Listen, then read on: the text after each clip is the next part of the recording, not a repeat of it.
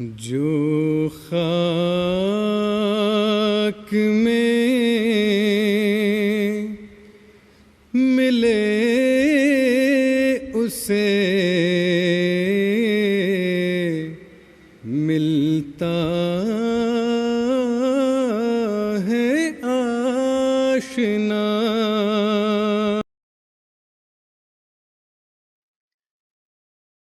Bismillahirrahmanirrahim. Asyhadu alla ilaha illallah wa la syarikalah wa asyhadu anna Muhammadan abduhu wa rasuluh. Para pemirsa, khususnya anggota Jemaat Ahmadiyah Kebayoran dan pemirsa dimanapun berada, Assalamualaikum warahmatullahi wabarakatuh.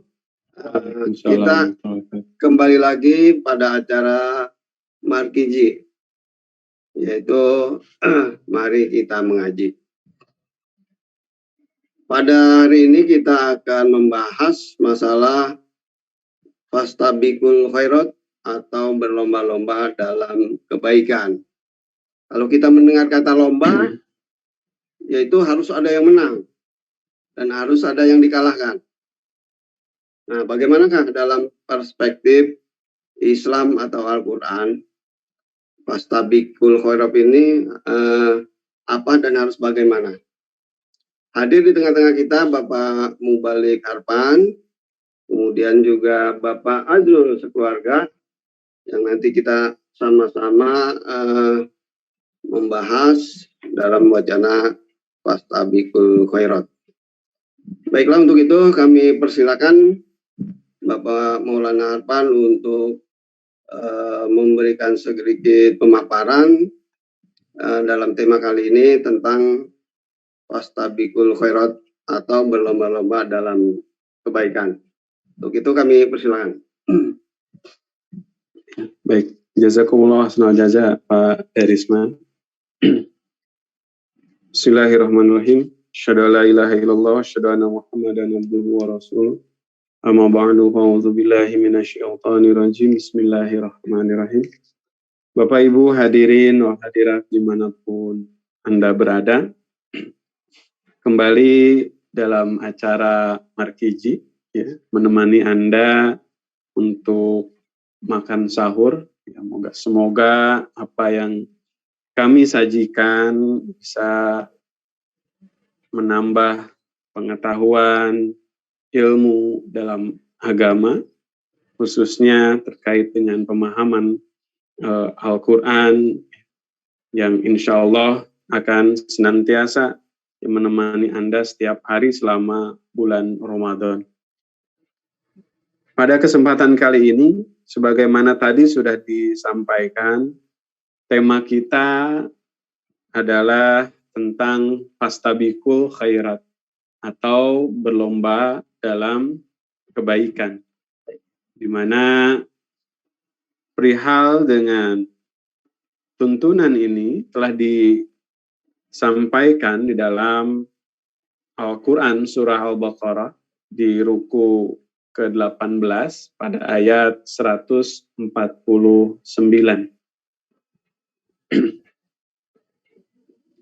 A'udzu billahi minasyaitonir rajim. Walikullin wijhatun huwa muwalliha fastabiqul khairat aynama takunu ya'ti bikumullahu jami'a innallaha ala kulli syai'in qadir. وَمِنْ حَيْثُ خَرَجْتَ فَوَلِّ وَجْهَكَ شَطْرَ الْمَسْجِدِ الْحَرَامِ وَإِنَّهُ لَلْحَقُّ مِنْ رَبِّكَ وَمَا اللَّهُ بِغَافِلٍ عَمَّا تَعْمَلُونَ. Kita cukupkan tilawatnya pada ayat ke-150. Akan kita lanjutkan kepada terjemahannya. Dan bagi tiap orang ada suatu tujuan di mana ia mengarahkan perhatian kepadanya. Fastabiqul khairat, maka berlomba-lombalah dalam kebaikan. Ainama takunu ya'ti bikumullahu jami'an. Dimanapun kamu berada, Allah akan mengumpulkan kamu semua. Innallaha ala kulli syai'in qadir. Sungguhnya Allah Maha Kuasa atas segala sesuatu. Dalam kata-kata fastabiqul khairat atau berlomba-lombalah dalam kebaikan, dalam Al-Quran cetakan Jemaat Ahmadiyah diberikan suatu penjelasan bahwa ayat yang terdiri atas beberapa perkataan ini mengandung segala unsur untuk mencapai kehidupan yang sukses. Pertama-tama, seorang muslim harus terlebih dahulu menetapkan bagi dirinya suatu tujuan yang pasti. Kemudian, ia bukan saja harus mencurahkan seluruh perhatiannya kepada tujuan itu, lalu membanting tulang untuk mencapainya, dan berpacu dengan orang-orang muslim lainnya dalam semangat perlombaan yang sehat, dan berusaha mendahului mereka. Tetapi hendaknya menolong juga kawan-kawannya yang mungkin tersandung dan bangkit kembali lalu meneruskan perlombaan itu. Kata muwalliha berarti pula yang dijadikan olehnya berkuasa atas dirinya, yakni orang mula-mula menetapkan tujuan dan kemudian menjadikannya faktor yang berpengaruh dalam kehidupannya. Jadi terkait dengan fastabiqul khairat atau berlomba-lomba dalam kebaikan, ya, dalam firman Allah Subhanahu wa taala ini terkandung suatu ajaran yang demikian indah, yang demikian mulia, ya. Karena sebagai kitab petunjuk, ya, Al-Quran telah memberikan kepada kita suatu formula yang demikian tepat, yang apabila setiap mukmin mampu menerapkannya dalam kehidupannya, maka dia akan mendapatkan suatu kesuksesan, suatu keberhasilan, suatu kejayaan, baik secara jasmani atau duniawi maupun secara rohani. Tadi dijelaskan bahwa untuk mencapai suatu sukses itu, ya pertama-tama seorang mukmin harus menetapkan suatu target. Ya. Dia harus menentukan jalan hidupnya. Ya, setelah kemudian dia mendapatkan itu, maka kemudian baru melakukan suatu upaya, ya, dengan gigih, dengan keras untuk mencapai itu. Yang dalam bahasa agama dikatakan jihad, ya. Jadi jihad itu bukan hanya dengan pedang, ya, dengan senjata atau melakukan suatu peperangan, tidak. Ya. Jihad itu memiliki arti berupaya keras, berupaya. Oleh karena itu maka keliru sekali jika kemudian memahami jihad itu hanya dalam konteks peperangan, hanya dalam konteks menggunakan senjata dan lain sebagainya. Ya. Jihad ini bukan suatu hal yang umum, di mana seorang melakukan upaya yang demikian keras, yang demikian gigih, maka itu pun merupakan suatu jihad. Ya. Jika itu diniatkan untuk kebaikan, maka dia pun sama, ya, memiliki ganjaran atau akan membuahkan suatu pahala bagi kita. Makanya dalam hadis kita dengar ya Rasulullah Shallallahu Alaihi Wasallam pernah bersabda, tolabal halali jihadun, mencari rezeki yang halal untuk keluarga itu adalah merupakan suatu jihad. Ya. Artinya bahwa orang yang melakukan upaya atau usaha dengan sungguh-sungguh ya untuk memenuhi kebutuhan keluarganya, maka dia pun dikategorikan sebagai orang yang sedang berjihad. Dan untuk setiap jihad pasti Allah akan berikan suatu ganjaran. Nah, formula ini diberikan kepada setiap mukmin agar mereka meraih suatu sukses. Ya, jadi pertama menentukan target, kemudian dia harus berupaya untuk meraih itu, untuk mencapai itu dengan sekuat tenaga. Jadi ajaran tentang ini ya dalam Al-Qur'an memberikan suatu pemahaman kepada kita bahwa dalam Islam ya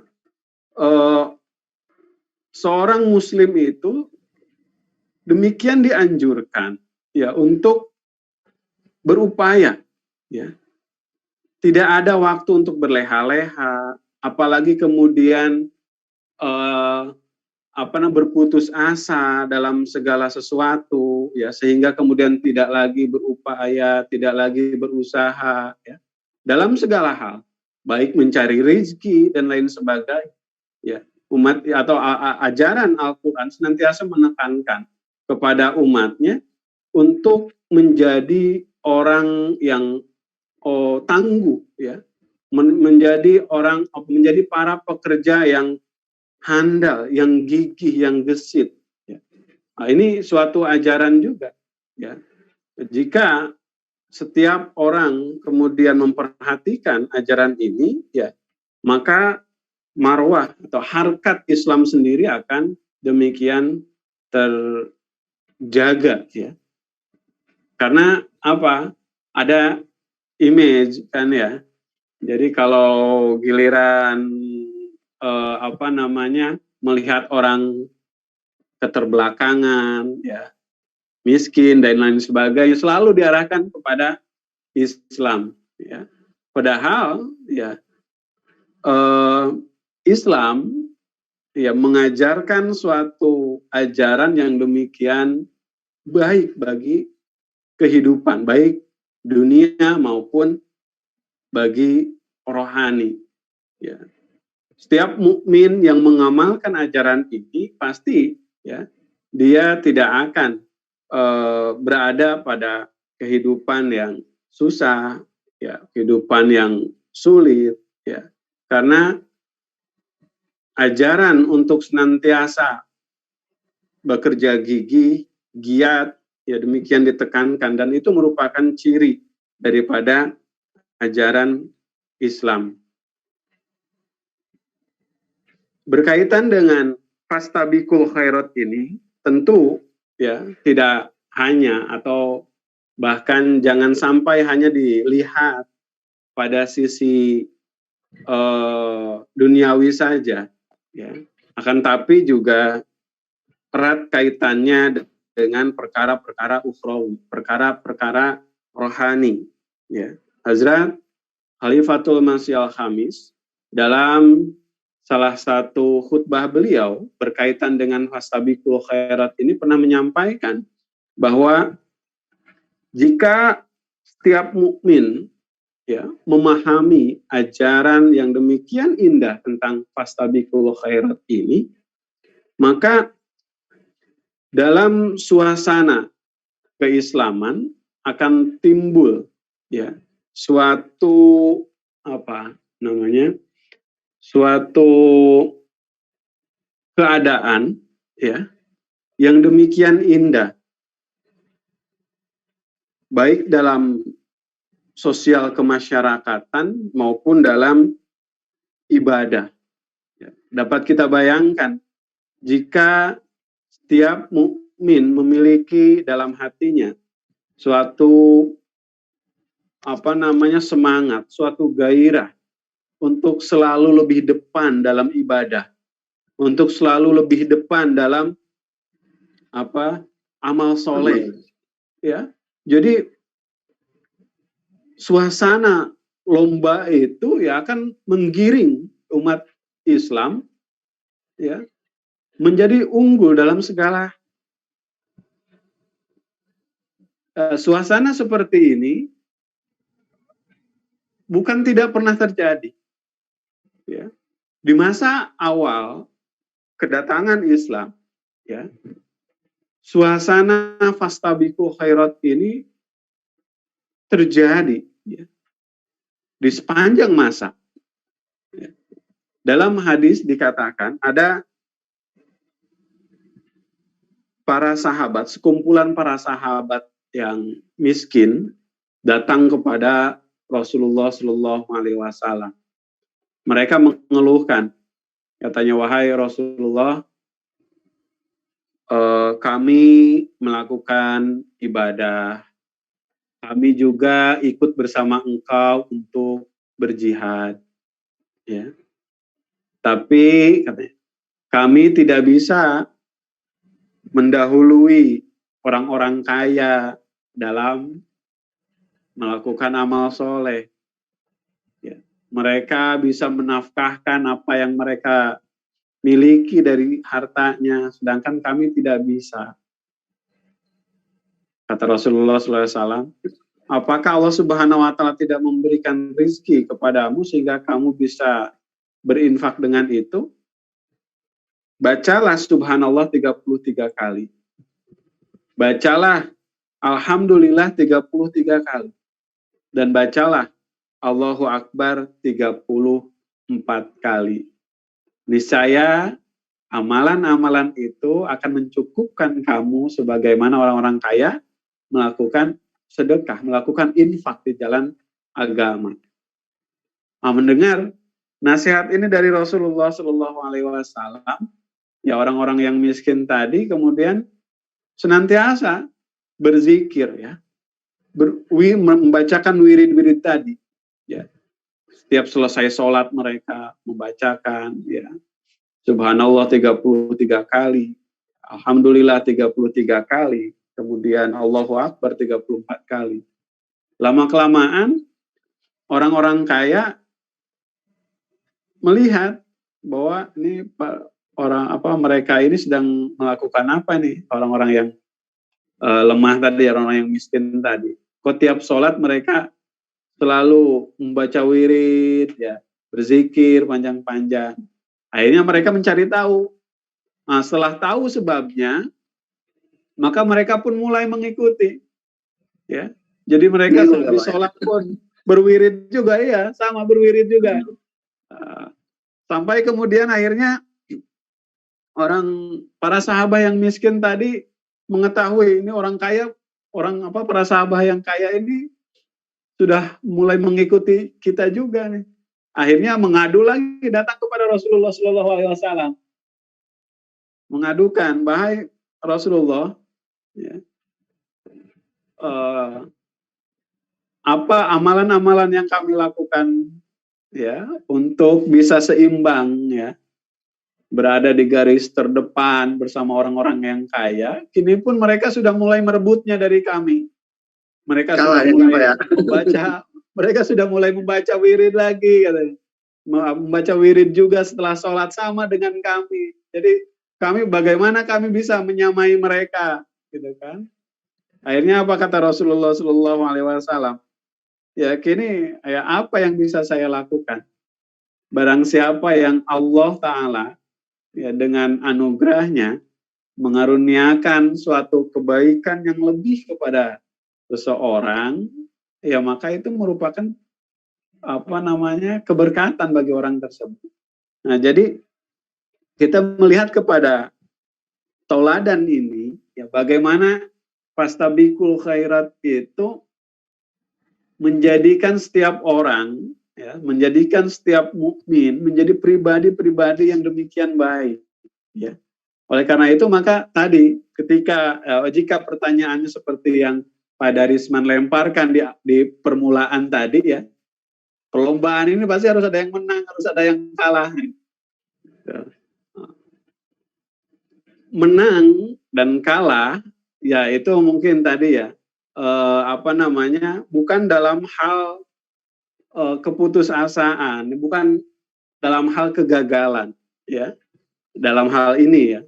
Nah, karena seorang mukmin ya disampaikan tadi dalam tafsir kita pun bahwa dia seyogyanya tidak hanya menjadikan dirinya unggul, menjadikan dirinya terdepan dalam keberhasilan, tapi dia juga harus kemudian mempedulikan orang-orang di sekitarnya untuk juga kemudian maju, ya,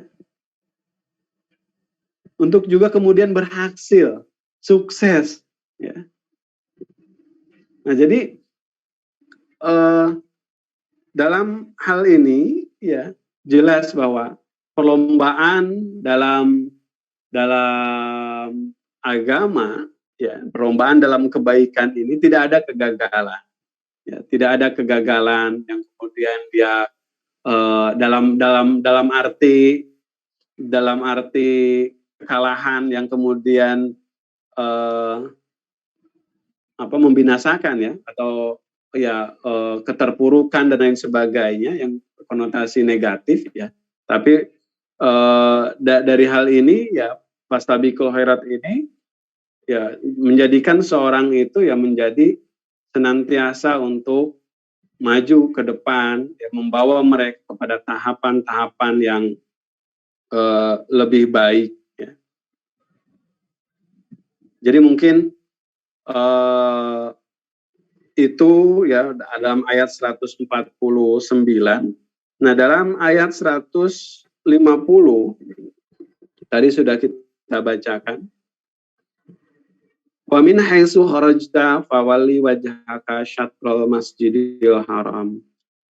Dan dari manapun engkau keluar, hadapkanlah perhatian engkau ke Masjidil Haram. Wa innahu lal haqqu mir rabbika. Dan sesungguhnya ini adalah kebenaran dari Tuhan engkau. Wa ma'allahu bighafilin amma ta'malun. Dan Allah tidak lengah terhadap apa yang kamu kerjakan. Jadi menarik bahwa setelah tadi diberikan suatu formula kepada setiap mukmin untuk meraih sukses, kemudian kita pun disuguhkan pada suatu contoh yang demikian cemerlang, ya, di mana kharajta fawalli wajhaka, ya, syatrul masjidil haram, ya. Jadi kita atau umat Islam ketika itu diminta untuk mengarahkan pandangannya, ya, perhatiannya ke Masjidil Haram. Ini suatu nubuatan, ya, suatu nubuatan supaya umat Islam ya menjadikan Mekah atau Ka'bah, ya, sebagai pusat, ya, ibadah. Jadi kita ketahui bahwa bagaimana kemudian, ya, setelah pengalihan kiblat, ya, dari arah Baitul Maqdis di Yerusalem, ya, ke Makkah ke Ka'bah di Makkah, ya. Kemudian umat Islam menjadi semakin teguh dalam pendiriannya.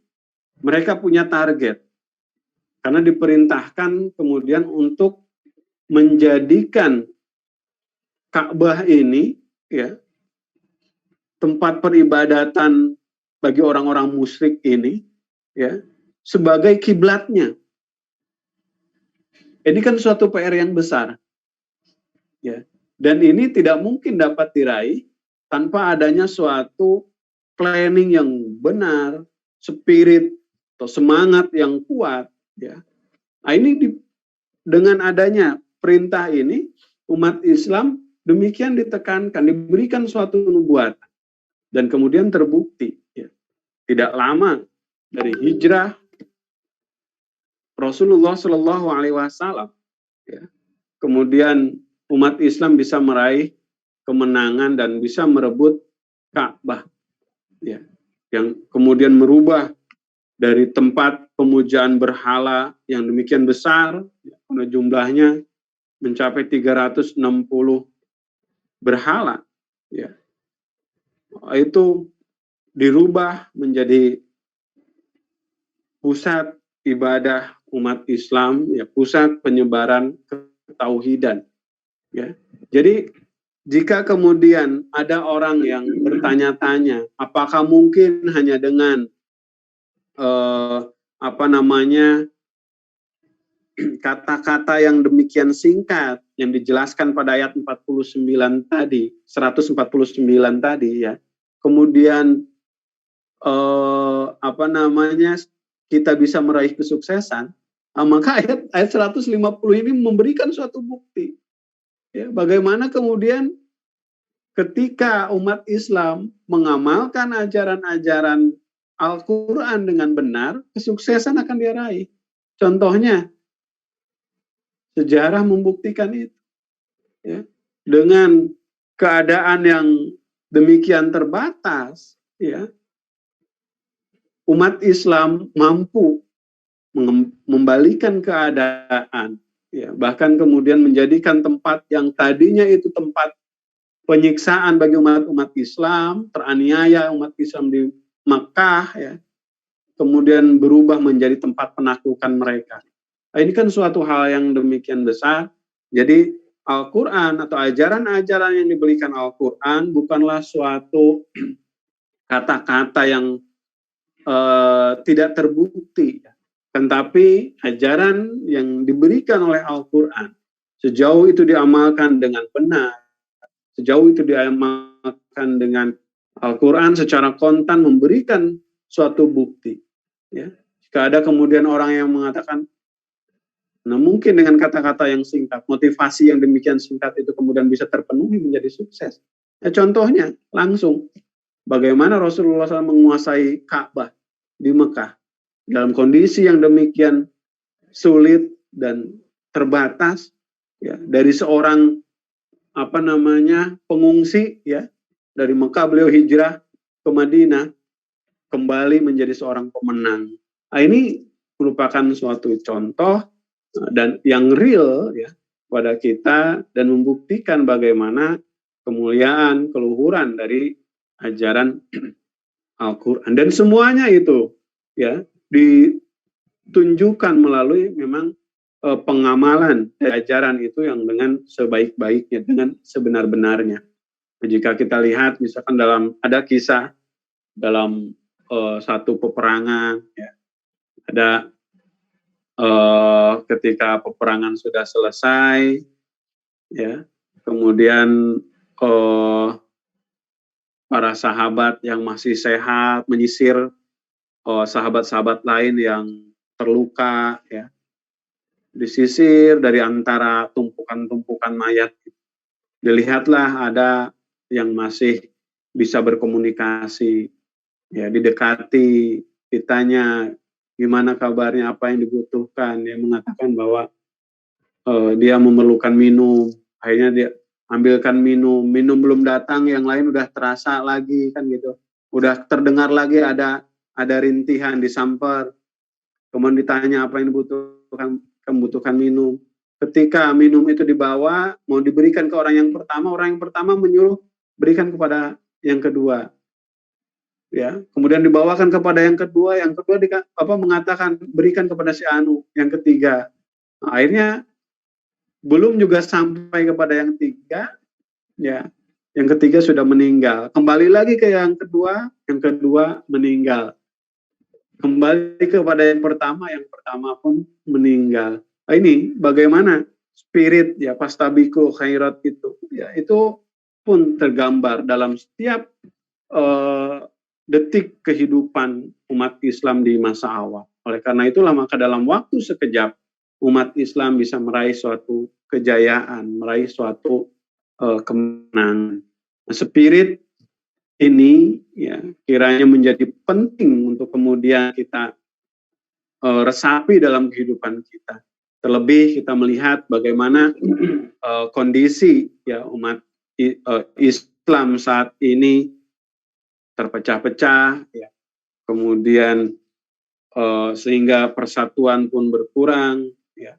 Oleh karena itu maka berlomba dalam kebaikan, ya itu sejatinya bisa kemudian membangun suatu spirit, suatu semangat, ya untuk kemudian membawa Islam kembali kepada kejayaannya, bukan malah kemudian saling menghasut, saling memfitnah, saling menghujat satu sama lain. Ya.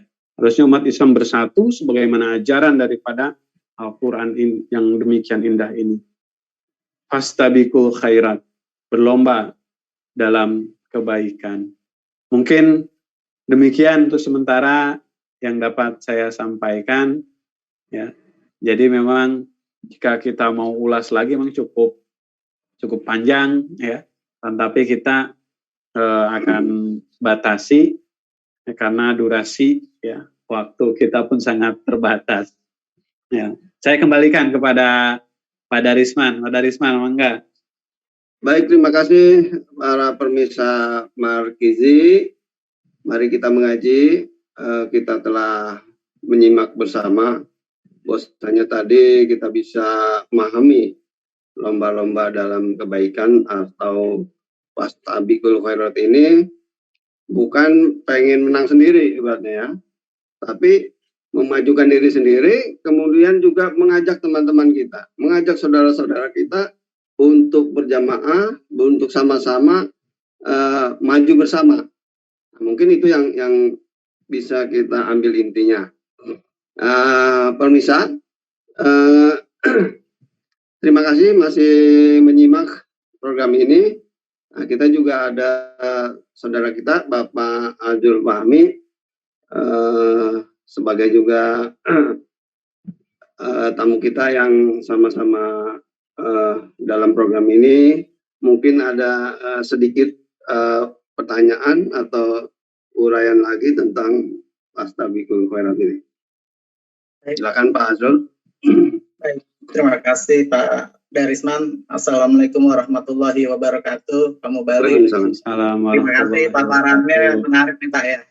Berlomba dalam kebaikan. Nah ini saya tadi di ayat 149 itu kan ada kita balik ke realita hidup Pak ya. Ada tujuan hidup, tiap manusia itu memiliki tujuan hidup. Nah ini saya coba ada sedikit pertanyaan di dalam pikiran saya Pak. Kadang-kadang gini, terkadang kita dalam menentukan tujuan hidup itu cukup susah gampang sebetulnya Pak. Kalau ditanya tujuan hidup kamu apa sih gitu kan, nah itu pasti akan berpikir tuh, nggak ada orang yang bisa langsung jawab gitu kan. Nah biasanya untuk menentukan tujuan hidup itu setelah kita mampu menentukan, nah dalam perjalanan waktu terjadi perubahan. Nah seperti gini, kalau anak kecil itu kalau kita tanya, Nak, kamu mau jadi apa? Mau jadi dokter Pak, gitu kan. Nah kemudian setelah remaja kita tanya balik, Nak, kamu mau jadi apa? Oh kalau sekarang beda jawabannya, jadi YouTuber Pak gitu. Nah ini jadi ada pertanyaan gini Pak, apa yang harus kita pahami dalam menentukan tujuan hidup? Itu Pak Mubalik kira-kira pertanyaannya. Ya silakan Pak Mubalik. Kita pahami ini untuk bisa menentukan tujuan hidup itu Pak. Iya, baik. Wah, ini pertanyaannya langsung ke inti ya. Luar biasa. Itu yang bisa kita alami sebelumnya itu Pak. Iya Pak Azul, betul. Iya, jadi bagaimana, apa pertanyaan itu Mandulang? Apa yang harus kita pahami dalam menentukan tujuan hidup tadi Pak? Iya. Apa yang mesti kita pahami dulu nih untuk menentukannya gitu? Iya, betul. Menurut saya, ya untuk ya memahami ya tujuan hidup itu sendiri, ya setiap mukmin terutama sejatinya tidak terlalu sulit untuk memahami tujuan hidup kita, ya. Karena ya tadi saya sampaikan, ya. Pertama kita harus memiliki keyakinan atas ajaran yang kita anut, ya. Kalau kita memiliki keyakinan kepada ajaran yang kita anut, tadi misalkan ajaran tentang Al-Quran, ya kita tinggal kembali melihat apa yang kemudian Al-Quran ajarkan kepada kita. Ya. Al-Quran memberikan penjelasan kepada kita yang demikian jelas, ya, yang mana ajaran itu merupakan penjelasan tentang tujuan kehidupan manusia itu sendiri. Ya. Dalam Al-Quran dijelaskan, wa ma khalaqul jinna wal insa illa liya'budun. Ya. Wa ma khalaqul jinna wal insa illa liya'budun. Ya. Tidaklah aku ciptakan jin dan manusia kecuali untuk beribadah kepada. Ya. Dari antara makhluk yang telah Allah Subhanahu wa taala ciptakan, ya, hanya manusia, ya, yang tujuannya demikian mulia, yang tujuan penciptaannya itu demikian luhur, ya, yakni beribadah kepada Allah Subhanahu wa taala. Jadi ibadah ini menjadi suatu pembeda antara kita sebagai manusia dengan ciptaan-ciptaan Allah lainnya. Ya, kita bisa mengukur, ya, kan segala sesuatu ya diciptakan itu kan sesuai dengan tujuannya, ya Pak ya. Tidak ada yang di luar itu. Sama seperti misalkan seorang seniman atau seorang ya seniman membuat sendok, ya. Kan tujuannya untuk membantu kita supaya makan mudah. Kalau itu terpenuhi ya itu memang tujuan. Hewan kerbau misalkan diciptakan, ya. Apa yang paling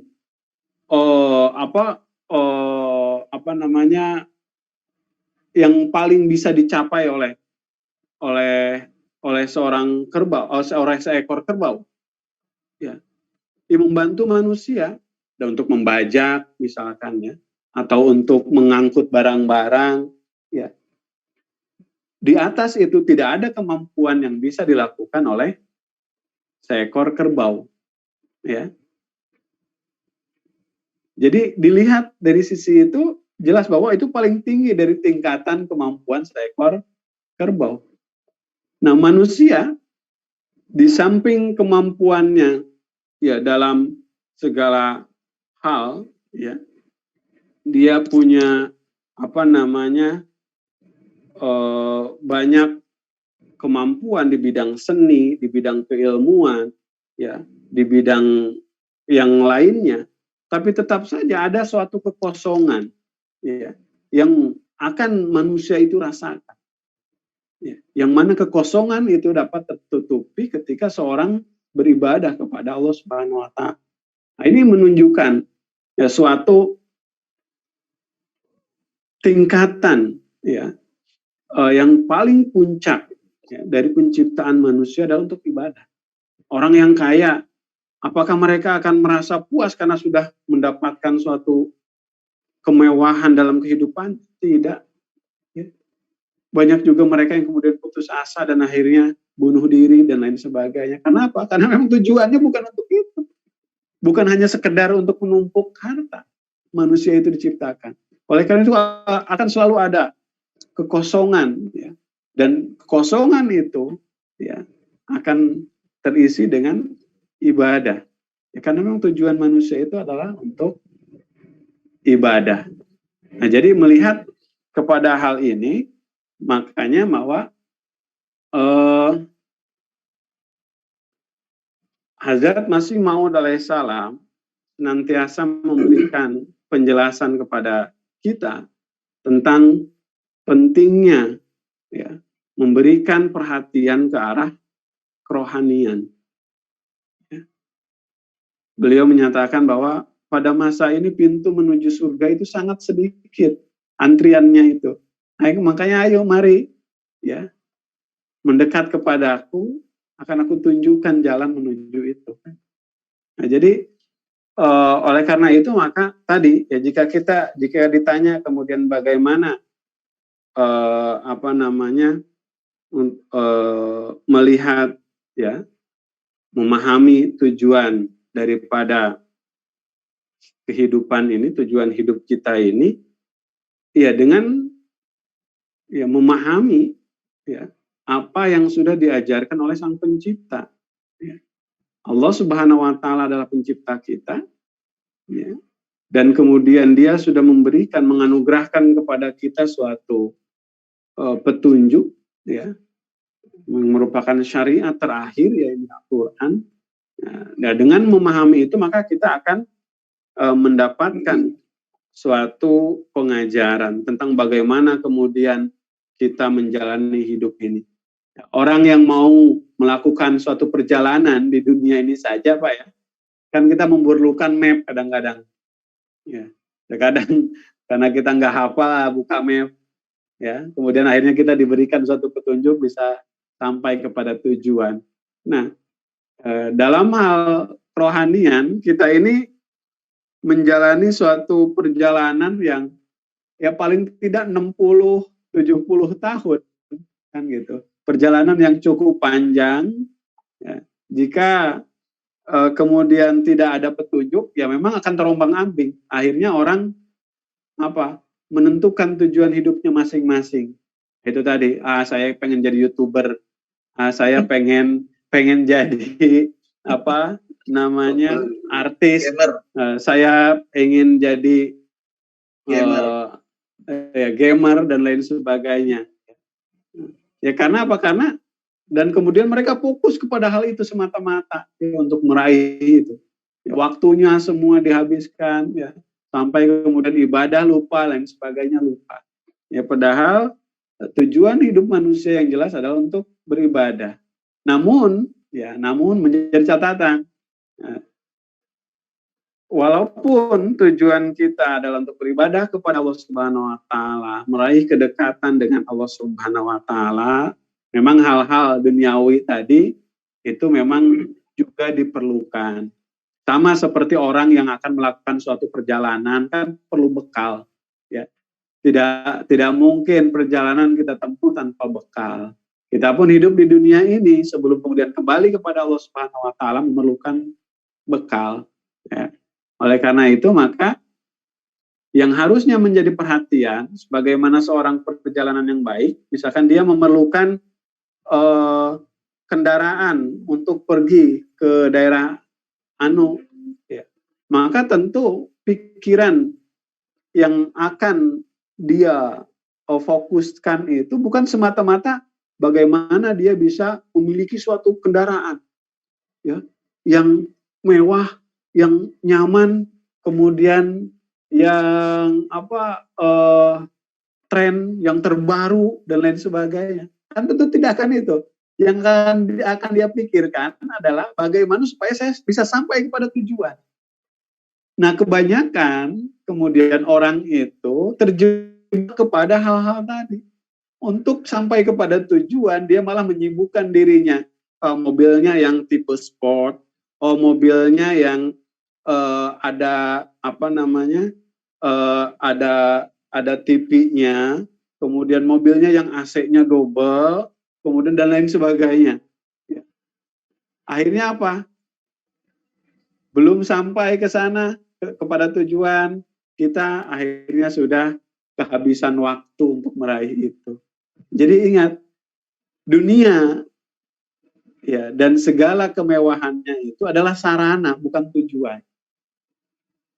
Tujuan kita adalah mendekatkan diri kepada Allah Subhanahu Wa Taala. Tujuan kita adalah untuk beribadah kepada Allah Subhanahu Wa Taala. Ya, dunia dan segala seisinya yang indah-indah ini adalah suatu sarana ya untuk kita melakukan perjalanan di dunia ini sampai batas waktu yang Allah Subhanahu Wa Taala tentukan. Dan ketika sudah sampai kepada masanya, ya maka segala yang kita miliki itu ya akan kita tinggalkan. Ya. Kita kembali kepada Tuhan kita dengan penuh cinta, penuh sukaria. Nah ini ya saya kira bagaimana untuk mengenali tujuan hidup, memahami tujuan hidup adalah ya dengan kembali kita mendalami ajaran-ajaran agama kita, mendalami ajaran-ajaran yang terdapat dalam Al-Quran. Seperti itu mungkin Pak. Iya, Ya. iya Pak. Jadi Ya, itu, gimana Pak? Iya Pak, itu memang yang mesti kita lakukan Pak ya. Artinya kita pahami dulu ajarannya, kemudian kita bisa menentukan tujuan sejatinya gitu Pak ya. Iya. Karena selama ini kan kebanyakan kita kehilangan arah itu karena ya kita lihatlah banyak orang yang pindah agama apa segala macam, itu kan dia kehilangan arah sebetulnya Pak ya. Nah, sehingga dia tujuannya pun akan kabur gitu kan. Tapi kalau orang itu sudah memahami ajarannya, kemudian dia melaksanakannya, insya Allah tujuan hidupnya itu betul-betul akan tergambar Pak ya. Kira-kira begitu ya Pak Mubalik. Iya. Ya, baiklah pemirsa Margiji dan Pak Azrul. Tadi nampaknya pertanyaannya sudah dijawab oleh Allah Subhanahu wa taala sendiri. Wa ma khalaqtul jinna wal insa illa liya'budu. Jadi sebagai abden, sebagai pelayan, kita hanya bisa mengerjakan apa yang Allah perintahkan. Jadi mengabdi itu bukan sekedar sholat, zakat, kemudian ibadah-ibadah yang sudah umumnya, tapi segala sesuatu kebaikan yang Allah suka, yang apa tujuan manusia itu diciptakan tadi. Nah, itulah sebagai abdi, sebagai manusia, kita mengarahnya ke situ. Kita mengerjakannya apa yang perintah-perintah dari Allah Subhanahu wa taala. Bagaimana Pak Azrul, apakah ada hal lain yang bisa disampaikan dalam tema kita ini untuk Fastabiqul Khairat?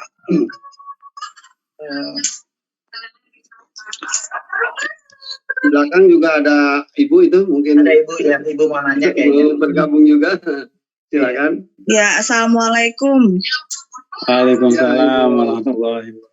Olin, silakan Bu Olin. Iya. Saya mau nanya ke Pak Mubalik, dalam berlomba atau bersaing terhadap sesuatu biasanya berefek munculnya perasaan negatif dalam hal seperti iri atau dengki terhadap saingan kita.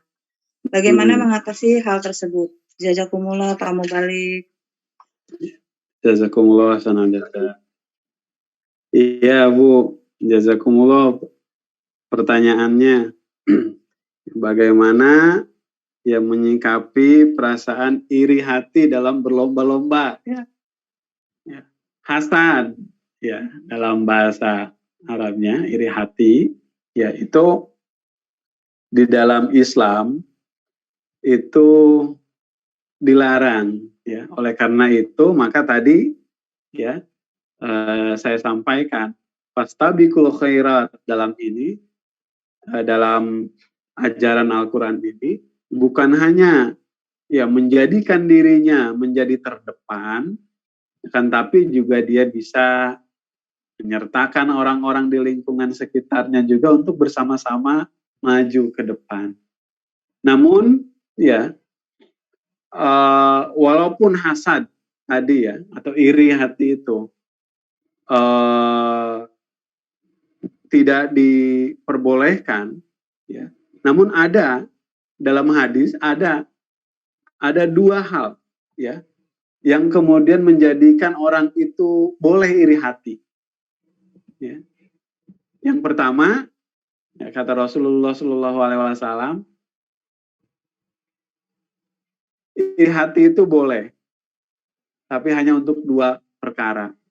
Pertama, untuk mereka yang dikaruniakan pemahaman ya Al-Quran yang baik, kemudian mereka membacanya siang dan malam, Ya. Yang kedua adalah kepada mereka yang diberikan harta oleh Allah Subhanahu wa taala yang banyak, kemudian mereka menafkahkannya di jalan agama pagi dan malam hari. Nah, jadi untuk kedua hal ini dibolehkan ya oleh Rasulullah Shallallahu Alaihi Wasallam, ya, iri itu. Ya, jadi karena apa ya? Karena iri kepada dua hal ini ya akan menjadikan orang itu termotivasi ya untuk melakukan kebaikan yang sama. Ya. Ya, dia orang akan termotivasi untuk mendalami Al-Qur'an ya. Kemudian mengkaji ajaran-ajarannya sehingga dapat dia terapkan dalam kehidupannya menjadi suatu cerminan seorang muslim yang baik ya. Kemudian satu lagi ya orang yang diberikan harta ya oleh Allah Subhanahu wa taala kemudian dia senantiasa mengorbankannya di jalan agama.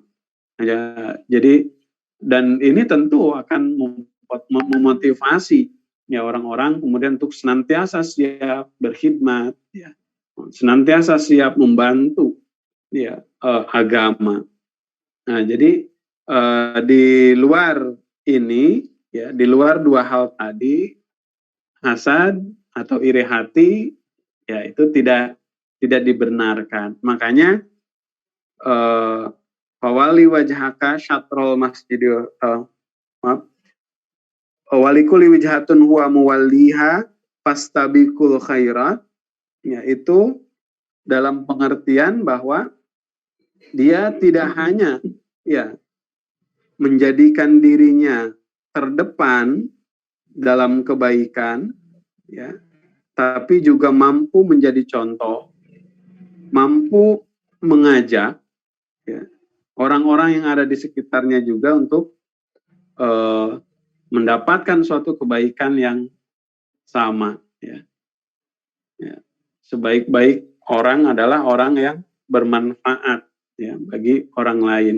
Ya, jadi dalam Islam ya berlomba dalam kebaikan walaupun memang ada unsur menjadi paling ya, terdepan ya, paling baik ya kan, tapi hal itu ditutup ya, rasa keegoan, kesombongan itu ditutup dengan ajaran-ajaran yang lainnya sehingga